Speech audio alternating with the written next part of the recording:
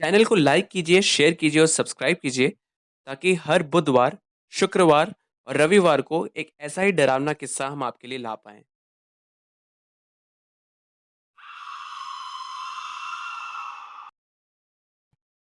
ये किस्सा है आसिफ का।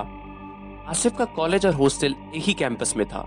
शहर से करीब 25 किलोमीटर बाहर, जहां आसिफ के कॉलेज के आसपास सिर्फ जंगल ही जंगल था। एक छोटी सी रोड उसके कॉलेज के सामने से निकलती थी, जो दूर एक गांव में जाके खत्म होती थी। वो गांव भी करीबन 2-3 किलोमीटर दूर होगा वहां से। ये किस्सा है सर्दियों का दोस्तों। दिसंबर का महीना था और कड़ाके की ठंड पड़ी हुई थी। हॉस्टल में उस रात कोई भी नहीं था। कुछ ही बच्चे बचे हुए थे जिनका एग्जाम बाकी था और आसिफ को अपना एग्जाम अगले दिन सुबह देना था। जब हॉस्टल में बच्चे नहीं हो दोस्तों, तो हॉस्टल बिल्कुल ही सूना सा लगता है। मान लो किसी कब्रिस्तान का आलम पसरा हुआ हो। आसिफ को हर रात पॉर्न देखने की एक गंदी आदत सी पड़ गई थी। पॉर्न से मेरा मतलब है अश्लील वीडियो, XX, XXX सेक्स संबंधित वीडियोस देखने की आदत पड़ गई थी। उसके बाद वो मास्टरबेट करता था और जाके सो जाता था। ये उसका डेली का रूटीन था, चाहे रूम में कोई हो या ना हो। उस रात भी आसिफ ने यही किया। अपने लैपटॉप को कनेक्ट किया चार्जर से और पॉर्न देखना शुरू किया। पॉर्न देखते देखते वो इतना खो गया दोस्तों कि उसे वक्त का अंदाजा ही नहीं रहा। उसे अगले दिन के एग्जाम के लिए पढ़ाई भी करनी थी, लेकिन पढ़ाई का वक्त गुजर चुका था क्योंकि नींद भी जरूरी थी, वरना वो एग्जाम कैसे लिखता। इतने में फोन देखते देखते उसे एक लिंक मिला। उस लिंक पे क्लिक करते ही वो एक नई विंडो पे ले गया।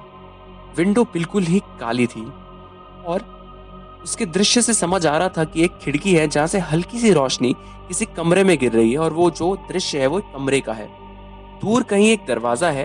वो भी कैसे पता चल रहा था? जो रोशनी खिड़की से आ रही थी उसी से आसिफ ने अंदाजा लगाया कि शायद दूर कहीं एक दरवाजा होगा।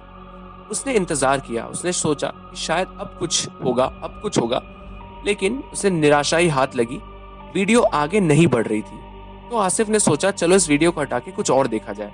जैसे ही आसिफ ने उस विंडो से बाहर निकलने की कोशिश की, उसे समझ आया कि स्क्रीन लॉक हो चुकी है। और तभी उस स्क्रीन से एक आवाज आई, आसिफ, मैं तुम्हारे बारे में सब जानता हूँ।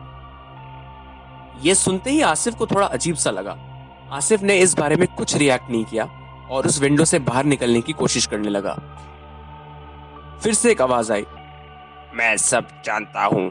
तुम्हारा कॉलेज कहाँ है, तुम्हारे घर पे कितने लोग हैं, सब कुछ। और अब तुमने ये लिंक खोल के जुर्रत कर दी है। अब आसिफ को थोड़ा डर लगने लगा। उसके माथे से पसीने ऐसे छूट रहे थे मानो वो अभी नहाकर बाहर आया हो।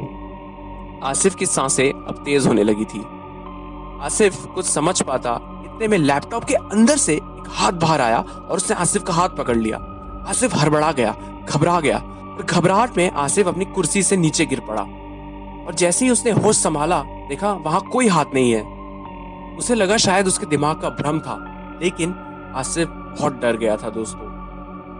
आसिफ को याद आया कि उसके कबर्ड में एक स्क्रू ड्राइवर रखा है।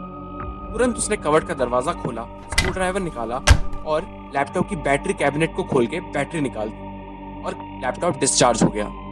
बैटरी की डिस्चार्ज करने के बाद ही आसिफ ने दरवाजा खोला और वहां से भागा। वो सीधा अपने वार्डन के कमरे में गया। दरवाजा खटखटाया जोर जोर से। वार्डन ने दरवाजा खोला। वार्डन ने आसिफ के चेहरे का डर पढ़ लिया था और उसे अंदर आने के लिए कहा। आसिफ ने वार्डन को पूरा किस्सा बताया। उस रात आसिफ को बहुत तेज बुखार आया और उसका एग्जाम अगले दिन छूट गया। इसके बाद आसिफ कभी उस रूम में अकेला नहीं रहा और जब भी ऐसा कोई मौका आता था जब उसे एग्जाम देने की बारी होती थी, तो वो वार्डन के रूम में ही रात बिताता था। आज का किस्सा यहीं तक दोस्तों। हाजिर हो जाएंगे एक और किस्से के साथ। तब तक के लिए इजाजत लेंगे।